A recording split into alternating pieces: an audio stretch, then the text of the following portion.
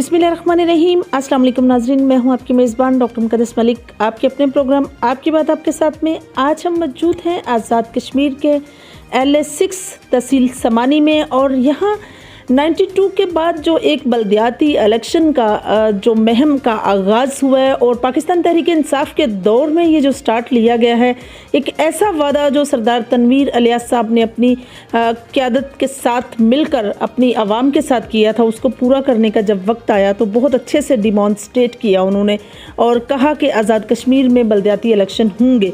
तो अल्हम्दुलिल्लाह काफ़ी पुरजोश है आवाम इसके बारे में, क्योंकि 92 के बाद तकरीबन ये 32 इयर्स बनते हैं और 32 इयर्स के दरीना गैप के बाद जो है ग्रास रूट लेवल तक वर्क होने जा रहा है। आज हम जिस शख्सियत के साथ मौजूद हैं वो अपना तारफ़ खुद हैं। अगर हम उनकी फैमिली हिस्ट्री पर चले जाएं तो वो यूनियन कौंसिल पूना के साथ बिलोंग करते हैं और उनके दादा जो हैं ज़ैलदार थे चौधरी शाह मोहम्मद, और पाकिस्तान की सेपरेशन से पहले यानी पाकिस्तान के आज़ाद होने से पहले वो MLA का उन्होंने इलेक्शन कंटेस्ट किया और अपने इलाके में वो मुमताज़ समाजी सियासी शख्सियत थे। और अगर मैं बात उनके वालिद गिरामी की करूं तो चौधरी अकरम समानी में एक ऐसी शख्सियत जिन्होंने अपने आप को हल्का में इंट्रोड्यूस करवाया, बाअसूल इंसान थे, असूल परस्त थे, बहुत सादा तबीयत लेकिन मेहमान नवाज, और एक ऐसी शख्सियत थे जिन्होंने समाजत और सियासत में एक ऐसा रोल अदा किया कि अगर हिस्ट्री में बयान हो तो इट्स वेरी हिस्टोरिकल, जिसको हम अपने लफ्ज़ों में बयान नहीं कर सकते।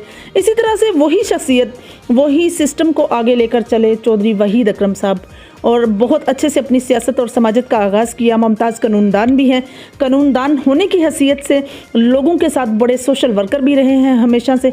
पाकिस्तान पीपल्स पार्टी के प्लेटफार्म से वो नायब सदर थे और मरकज़ी नायब सदर थे आज़ाद कश्मीर के, उम्मीदवार MLA थे LA6 के। और इसी तरह अगर हम बात करें आज की सियासत की तो आज़ाद ग्रुप जो समानी की एक बहुत बड़ी पहचान है और उस ग्रुप के साथ वो मुंसलिक हैं और एक मजबूत कैंडिडेट हैं मेंबर ज़िला कौंसल बिम्बर के। तो आइए नाजरीन आपकी मुलाकात चौधरी वहीद अकरम साहब से करवाते हैं जो मुमताज़ कानूनदान भी हैं, आज़ाद ग्रुप के एक ऐसे बाकरदार इंसान हैं जिन्होंने अपनी शख्सियत से ये साबित कर दिया कि आज़ाद ग्रुप LA6 में सेकंड नंबर पर आया। तो आइए आपकी मुलाकात करवाते हैं और पूछते हैं कि किस तरह से उन्होंने सियासत में बल्दियात को चूज़ किया। अस्सलाम वालेकुम जी, कैसे हैं सर?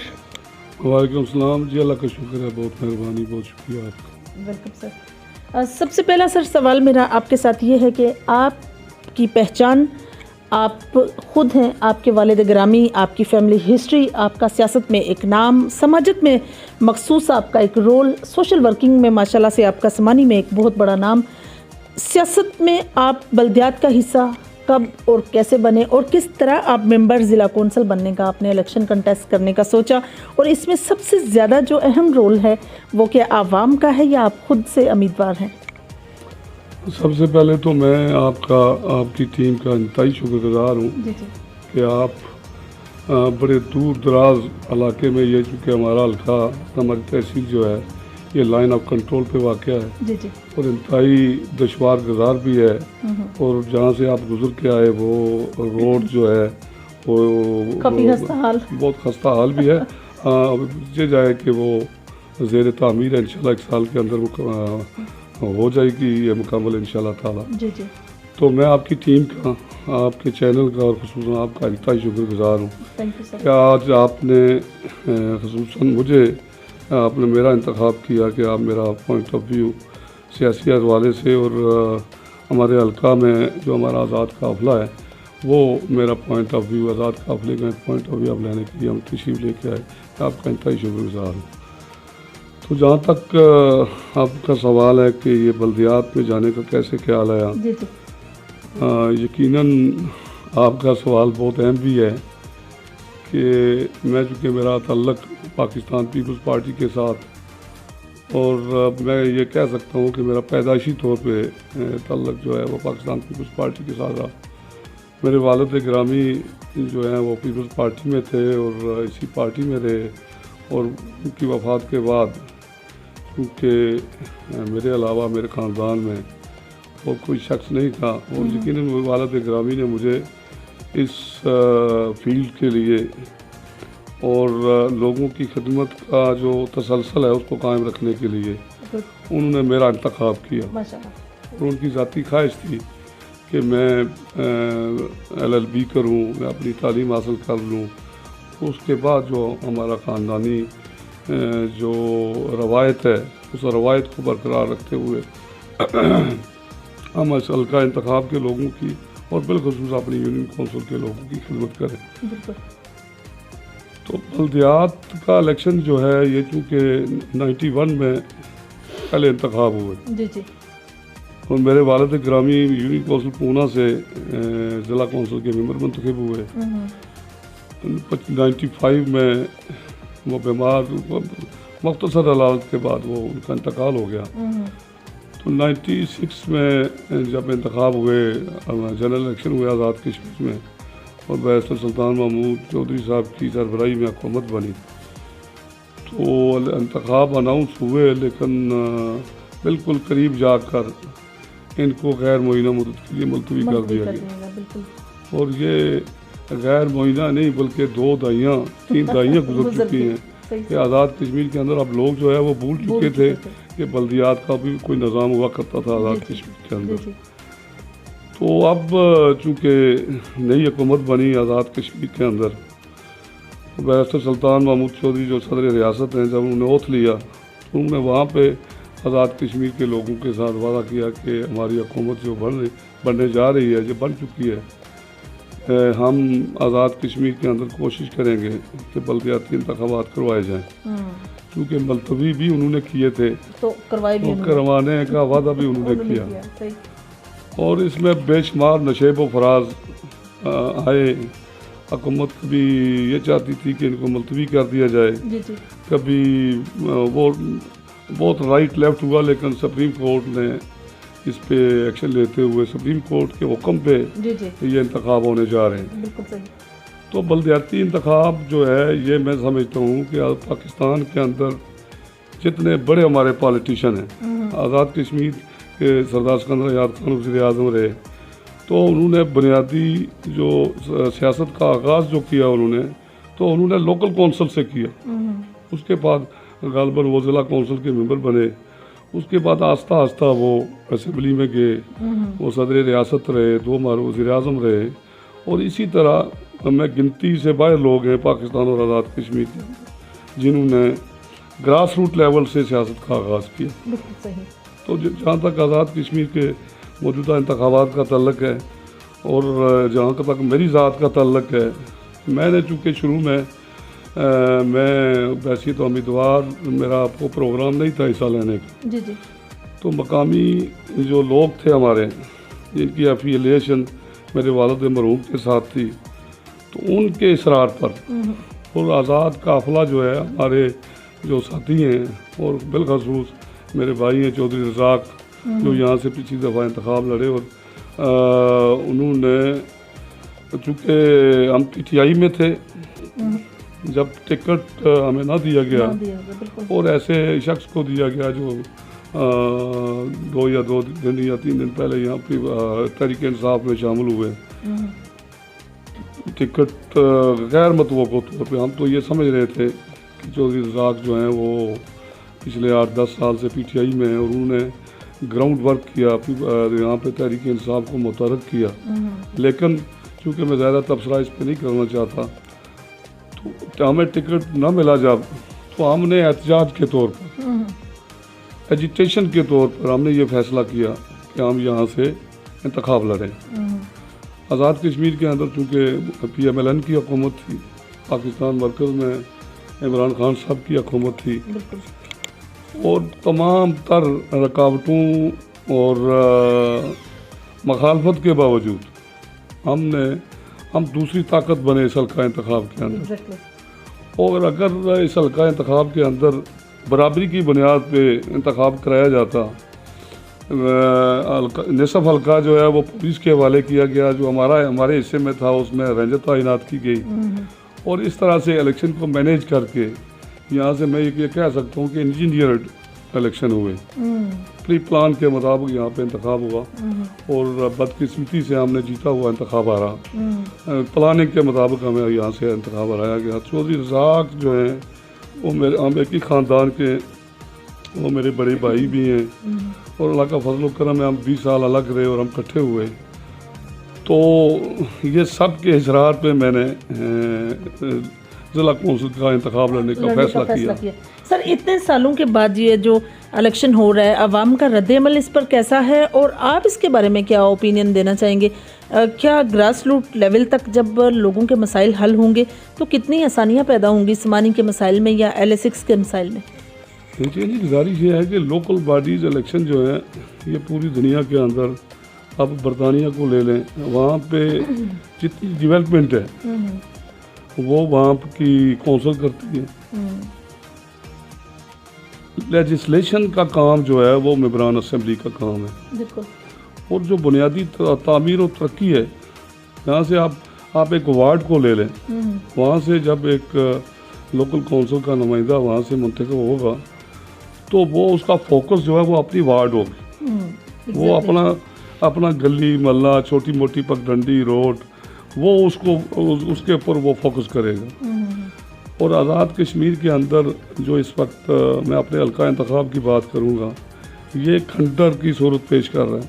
अगर आप लाइन ऑफ कंट्रोल का विज़िट करें, आप मुख्तलिफ गली महलों का आप जाके आप देखें, उसको विज़िट करें, तो फिर आपको एहसास होगा कि हमारे हल्का इंतखाब के लोग कितनी मुश्किल में इससे गुजारा कर रहे हैं। और आज भी हमारे ऐसे गाँव मौजूद हैं जहाँ पे हमारी ख़वातीन जो हैं वो बड़े दूर दराज एरिए से पानी जो है वो घड़े सरों पे उठा के लेके अपने घरों में लेके जाती हैं। तो अगर ये लोकल बॉडीज़ और ये बल्दियात का निज़ाम में कंटिन्यूटी रहती, इसमें तसलसल कायम रहता, ये मुलतवी न होते, तो मैं ये कह सकता हूँ कि ये बुनियादी मसाइल जो हैं ये हल हो चुके होते। बिल्कुल सही कहा। और ये तामीर और तरक्की में मैं ये समझता हूँ कि बल्दियात जो है ये रीढ़ की हड्डी की हैसियत रखता है। और इसका कायम रहना और इसका तसलसल रहना, मैं ये समझता हूँ ये तामीर और तरक्की के लिए सबसे मजबूत जो आप कह सकते हैं फोरम जो वो बल्दियात का। बिल्कुल सही। सर आज़ाद ग्रुप, जिस तरह से आपका एक इंट्रो जो है वो आज़ाद ग्रुप भी है, आप उसी आज़ाद ग्रुप का हिस्सा भी हैं और माशाल्लाह से आपके वर्थ की वजह से आज़ाद ग्रुप में तब्दीली भी बहुत ज़्यादा आई। सेकंड नंबर पर आपकी टीम ने जो है रज़ाक साहब ने वो वोट जो है लिए। बात यहाँ पैदा होती है कि जावेद साहब भी जो हैं वो भी उम्मीदवार हैं, आप भी उम्मीदवार हैं, क्या वो आज़ाद इलेक्शन कंटेस्ट करेंगे या मतलब आप दोनों क्या मिलकर इलेक्शन कंटेस्ट कर सकते हैं या फिर अलग-अलग अपनी एक अलग से मैनिफेस्टो जो है उनका अलग है? एक राशि है कि जावेद मेरे कज़न है, वो मेरे भाई हैं, उनकी यूनियन काउंसिल जो है वो मुझसे अलग है। ठीक है। वो संदाड़ हो रहा उनकी यूनियन काउंसिल है, मेरी पूना यूनियन काउंसिल है।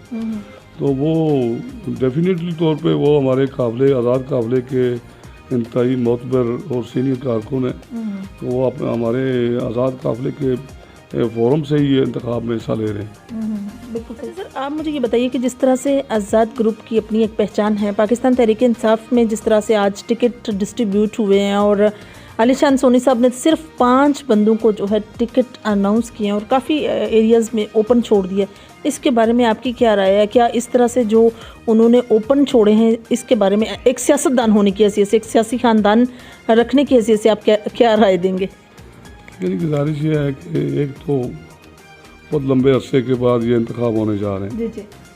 और एक वार्ड में यकीनन 6-6, 7-7 उम्मीदवार हैं। हर उम्मीदवार का जिस तरह हम पूना में हमारी 2-3 यूनियन काउंसिल हैं, संदाड़ ओला, पूना और ये दराल जंडाला, और साथ हमारी जो लाइन ऑफ कंट्रोल पे वाक़ यूनियन काउंसिल है खंबा यूनियन काउंसिल, यहाँ पे हमारी ग्रिप है। यहाँ पे हम इंशाल्लाह चारों यूनियन काउंसिल्स जो हैं वो, अगर मैं ये कह दूँ कि हम वाज़े बरतरी से जीत चुके हैं तो इसमें कोई मुबालगा राय नहीं है। ये चौधरी अलीशान सोनी साहब के लिए मुश्किलात नहीं है, सारी जमातों के लिए मुश्किलात हैं। क्योंकि जब वो किसी को इग्नोर करेंगे, एक शख्स को टिकट जारी करेंगे, तो बाकी 2 या 3 लोग जो हैं वो तो यकीनन बगावत भी करेंगे और वो शायद अपना रास्ता लें, दूसरे ग्रुप में शामिल हो जाएं। तो मेरा ख्याल है मसलत के तौर पर, क्योंकि हमारी यहाँ इन यूनियन काउंसिल में एक टिकट इन्होंने हमारी यूनियन काउंसिल में जारी किया है, वो भी मेरे अजीज़ हैं। तो बैमला से ये यूनियन काउंसिल उम्मीदवार उन्होंने दिए, लेकिन शायद वो इतनी कारगुजारी ना दिखा सके इन 4 यूनियन काउंसिल में, क्योंकि ये यहाँ पे हम आज़ाद काफिला जो है वो पूरी मजबूती के साथ, पूरी ताकत के साथ हम यहाँ से पूरे हल्का इंतखाब से और बिलखसूस 4 यूनियन काउंसिल में हमारी स्ट्रेंथ है और हम यहाँ से हम इंतखाब जीतेंगे। और यहाँ पे उनके लिए उनके पास मजबूत उम्मीदवार नहीं है और बाकी जो उनके उम्मीदवार हैं 2-3 यूनियन काउंसिल उनमें 6 से 7 उम्मीदवार हैं अली शान सोनी साहब के ग्रुप। तो पर एक सियासी कारकुन के लिए यकीन ये बात मुश्किल हो जाती है कि किसका इंतखाब करें। तो अब भी उनके लिए शायद मुश्किलात पेश आ रही होंगी और 2-3 यूनियन काउंसिल अभी बाकी हैं जिनका वो अभी तक फैसला नहीं कर सके। असल में एक बड़ा इम्पोर्टेंट सी बात आपसे बड़ी करना चाहती हूँ और वो ये है कि चौधरी रज़ाक साहब का जिस तरह से छतरी था इंतहाबी निशान, क्या आपका आज़ाद पैनल की वजह से वही निशान है? मैसेज के साथ साथ मैं चाहती हूँ इसके बारे में भी आप आवाम को आगाही दे दें। आज़ाद काफ़िले को हम 3 लोग जो हैं यहाँ से लीड कर रहे हैं। चौधरी रज़ाक साहब हैं, मैं हूँ और मेरे एक और भाई हैं जिनका मैं अपने इंटरव्यू के दौरान नाम नहीं ले सका। मैं उनसे माफ़ी चाहूँगा क्योंकि वो भी बड़ी कद काट के आदमी हैं और उन्होंने पिछले इंतखाबात में भरपूर हमारी कैंपेन की। राजा रज़ाक कश्मीरी साहब, तो हमने बैठ के ये फैसला किया था कि हमारा इंतखाबी निशान जो है वो छतरी ही रहेगा। तो इसलिए आज़ाद काफ़िला के जितने उम्मीदवारान हैं उनको हमने कहा था कि आप आर.ओ. साहब को रिटर्न दें कि वो हमें छतरी का निशान अलाट करें। तो बेसिक पूरे हल्का इंतखाब के अंदर शायद कुछ लोग ऐसे होंगे जो लोकल काउंसिल के मेंबरान उनकी चूँकि एक वार्ड में बहुत उम्मीदवार है, तो वो उनको भी हमने यही कहा था कि आप छतरी इंतखाबी निशान लें। तो मैं लोगों को, आवाम को, अपनी यूनियन काउंसिल के आवाम को और पूरे हल्का इंतखाब के अंदर जो 10 यूनियन काउंसिल्स हैं, मैं उनको ये पैगाम देना चाहता हूँ कि जहाँ जहाँ हमारे आज़ाद काफ़िला के उम्मीदवार हैं उनका इंतखाबी निशान छतरी है और आप 27 नवंबर को छतरी पर मोहर लगाकर आज़ाद काफ़िला को कामयाब करें। बहुत मेहरबानी। आपका आज़ाद ग्रुप है, आज़ाद आपका पैनल है। पैनल के एतबार से पाकिस्तान तहरीक इंसाफ के साथ जिस तरह नज़रियाती थे रज़ाक साहब, क्या अभी भी उनकी एफिलेशन जो है वो पाकिस्तान तहरीक इंसाफ के साथ है? और पाकिस्तान तहरीक इंसाफ की जिस तरह हुकूमत भी आज़ाद कश्मीर में, इसकी तमाम कारकर्दगी पर, तरक्याती या फ़ाल कामों के बारे में क्या राय देंगे आप?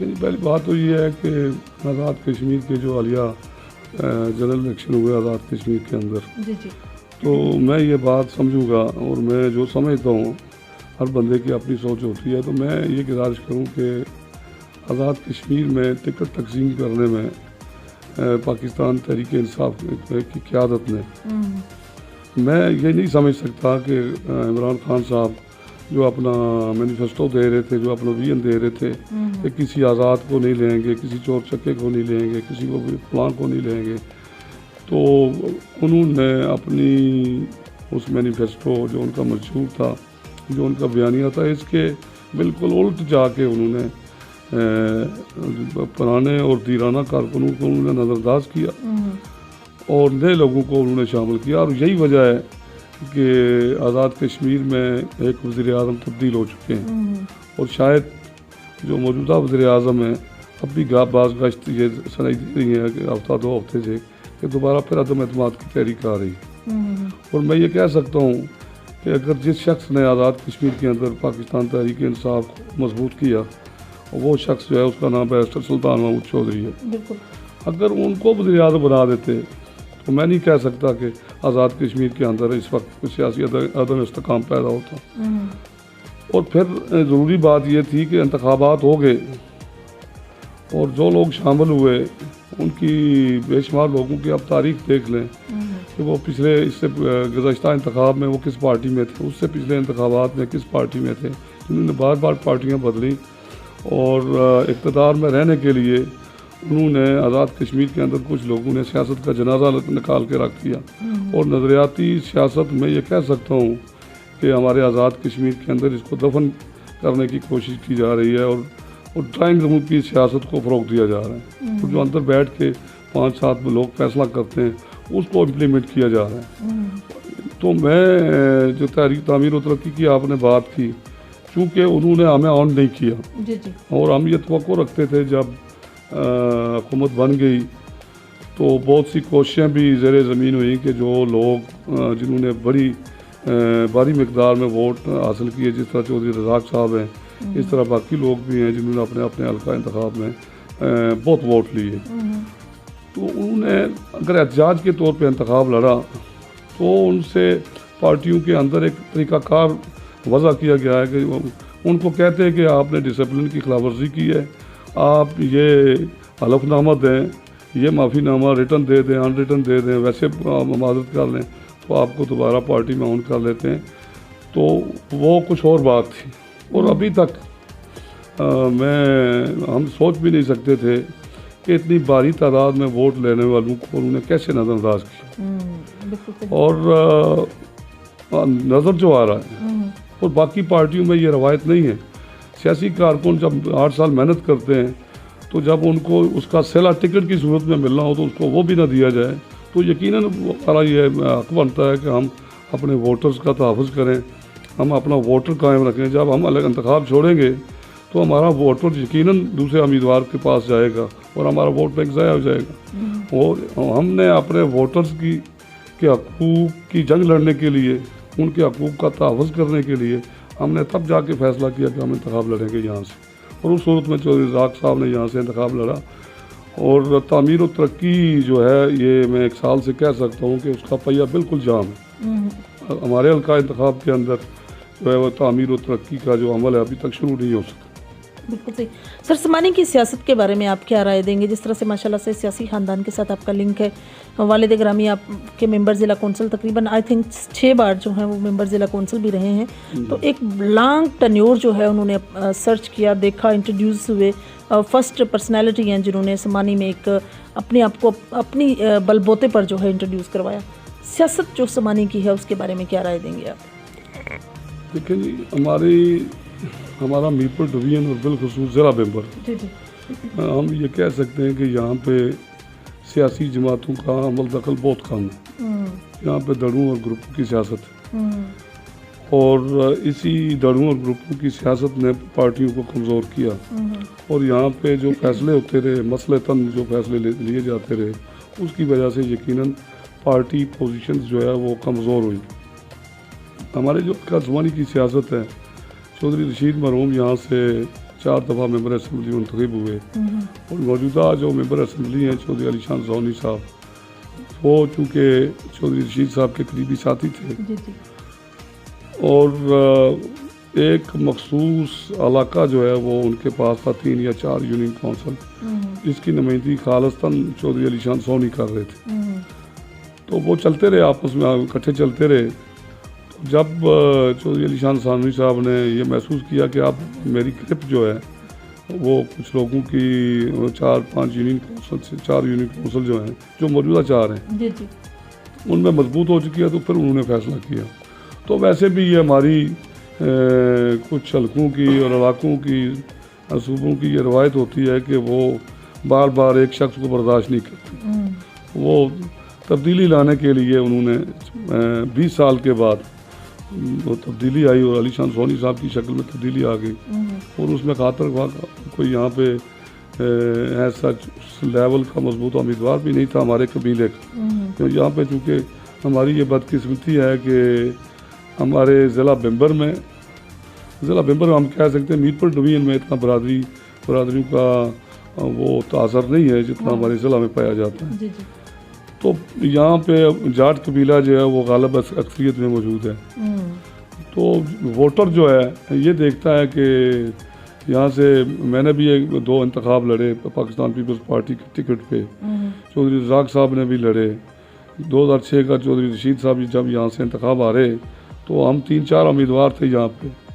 तो जब उन लोगों ने देखा कि एक उम्मीदवार जो है वो वोटों के तनासब से वो थोड़ा सा आगे जा रहा है, तो हमारे जो बदकिस्मती है, एहलियत की बुनियाद पे लोगों को फैसला करना चाहिए, लेकिन यहाँ पे अमूमन जो फैसले होते हैं बरादरी की बुनियाद पे होते हैं। मतलब बरादरी को ज़्यादा हमारे जाट कबीले के लोगों ने जब महसूस किया कि ये इसी लड़ाई में कि हमारी सीट जो है वो हमारे जाट जो है ना वो देसी माने चीट कहते हैं, हमारी चीट ना चली जाए। तो वो इस खौफ के पेश नज़र उन्होंने अलीशान सोनी को वोट दे दिए, वो मेंबर असेंबली बन गए। और जब एक बार बंदा बन जाता है तो आप समझते हैं कि वो अपनी ग्रिप कर लेते हैं। 4थी दफ़ा अलीशान सोनी बने, और ये कोई छोटा मोटा एहसास नहीं है, बड़ा एहसास है। बिल्कुल सही, जो मसलसल 4 दफ़ा उन्होंने जीत। और आइंदा जो मुस्तकबिल जो है ये मौजूदा बल्दियाती इंतखाबात जो हैं ये आइंदा आने वाली सियासत का तयन करें। बिल्कुल सही कहा आपने, आपका तज्जिया बिल्कुल सही है। अच्छा सर, मुझे ये राय दीजिए, अकॉर्डिंग टू माय इन्फॉर्मेशन कि आप उम्मीदवार हैं ज़िला कौंसिल के चेयरमैन के भी, तो इसके लिए आपको कंपटीटर अपना कौन नज़र आता है, और कंपटीशन की सूरत में आपको क्या लगता है कि कुछ नज़रियाती लोग, कुछ मुस्लिम लीग नून के लोग, कुछ पाकिस्तान पीपल्स पार्टी के विन किए हुए लोग क्या आपके साथ किस तरह से कोऑपरेट करेंगे? जी, बात ये है कि पहले इंतखाब हो जाए। जी जी। 2001 में यहाँ पे जो असेंबली के इंतखाब हो गए,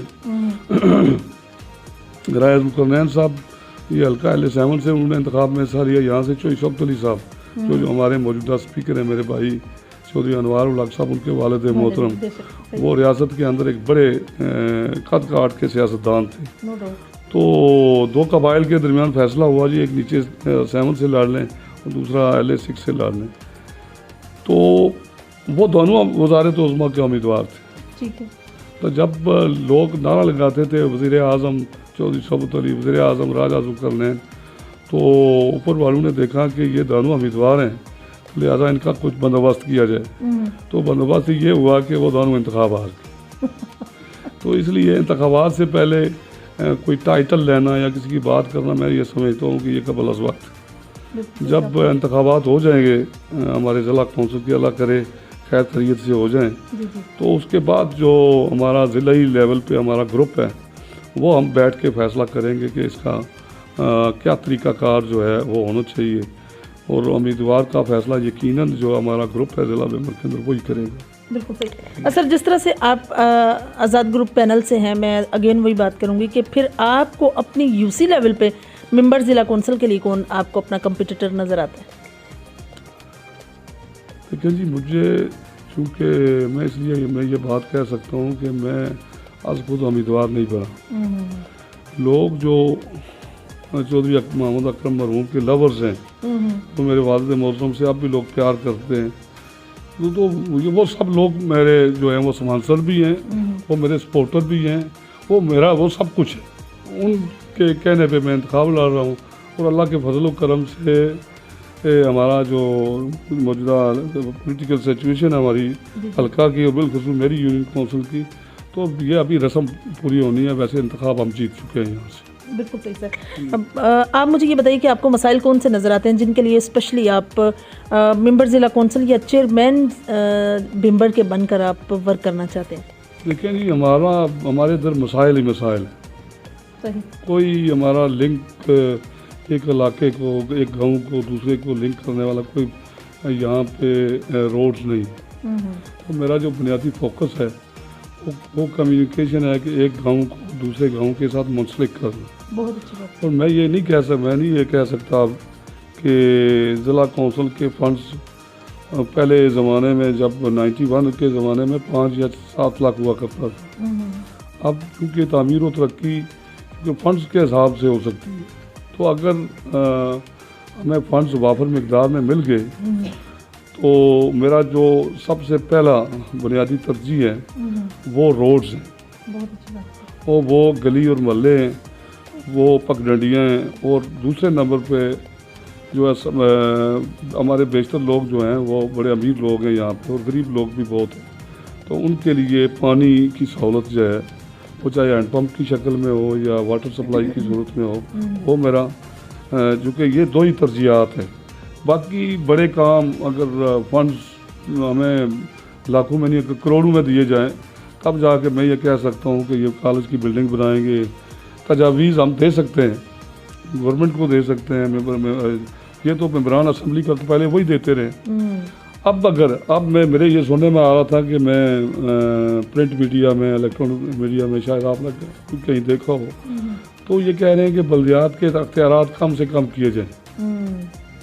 तो अख्तियारात कम करने का मतलब यह है कि इनको फंड्स कम से कम दिए जाएँ, क्योंकि ये यकीनी तौर पर ये बात सामने आ रही है कि अब मेंबरान असम्बली जो हैं वो ये समझ रहे हैं कि हमारे लिए शायद मुश्किलात पैदा हों। बिल्कुल सही।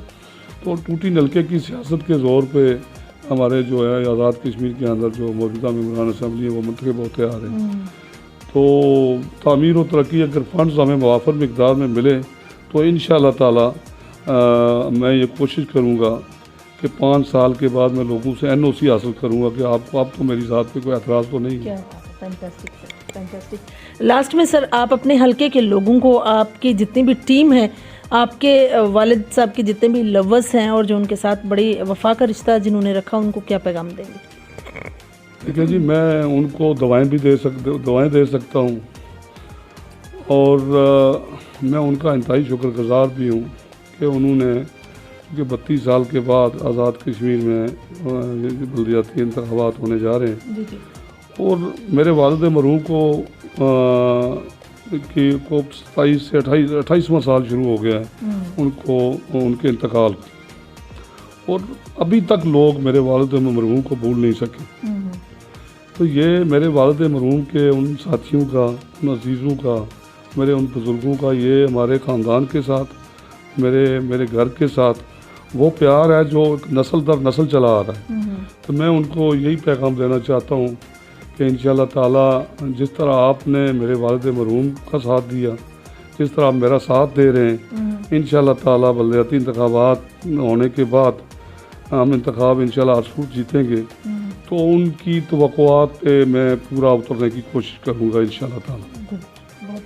जी तो नाज़रीन, ये थी चौधरी वहीद अकरम साहब की गुफ्तगू जो आप लोगों ने सुनी। बहुत अच्छा पैगाम उन्होंने दिया और पैगाम के हवाले से जो उनका बेसिक मैनिफेस्टो है, no doubt line of control पर वाक़या होने की वजह से काफ़ी ऐसे मामलात हैं जो सार्ट आउट होने वाले हैं, जिसमें सबसे ज़्यादा ज़ेर बहस बात जो है वो अंडर कंस्ट्रक्टेड रोड हैं और ऐसे हस्ता हाल रोड हैं जो बिल्कुल हस्ता हाली का एक ऐसा मंजर पेश कर रहे हैं जो अवाम के लिए बहुत ज़्यादा एक दरीना प्रॉब्लम है। और नो डाउट इसमें एक बहुत बड़ी मेजर रीज़न ये भी है कि विलेज टू विलेज जो रोड हैं उनका कनेक्शन नहीं है एक दूसरे के साथ। तो ये भी बड़ी खुशाइन चीज़ है जो चौधरी साहब के मैनिफेस्टो में है कि अगर वो मेंबर ज़िला कौंसिल मुंतखब होते हैं, मुंतखब होने के बाद अगर गवर्नमेंट ने फ़ंड अच्छे रिलीज़ किए तो काफ़ी मामलात ऐसे हैं जो वो चाहते हैं कि सार्ट आउट करें। और ग्रुप उनका आज़ाद ग्रुप, आज़ाद पैनल, जिसकी पहचान चौधरी रज़ाक साहब हैं और उनकी टीम है, और टीम में सबसे सरकर्दा रहनुमा जो हैं, सबसे एक्टिव रहनुमा जो हैं, वो चौधरी वहीद अकरम साहब हैं जो इस वक्त हमारे साथ मौजूद हैं। इंशाल्लाह मेरी और आपकी मुलाकात होगी फिर किसी नए प्रोग्राम में। तब तक के लिए इजाज़त चाहती हूँ। अल्लाह हाफ़िज़।